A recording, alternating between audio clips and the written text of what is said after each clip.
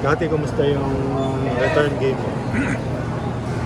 Well, masarap sa pakiramdam, nakabalik, but talo kami sa last game namin before break, so Okay na ba yung hamstring mo? yeah, getting better naman. No? Sayang lang kasi break, supposedly last game dapat din talaga malaro, so na-postpone. Okay naman. Di mo ba iniisip na sana sa second round ka na lang? Nagbalik? Well, iniisip syempre, no? But kailangan ko rin na maging sa condition ko, need to get in shape kasi well know, prepare na rin po sa Kino. So, malaking bagay sa akin itong game na to, coming sa preparation sa practices sa Gigas.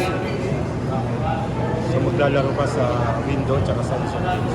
So kung mapasama sa final four,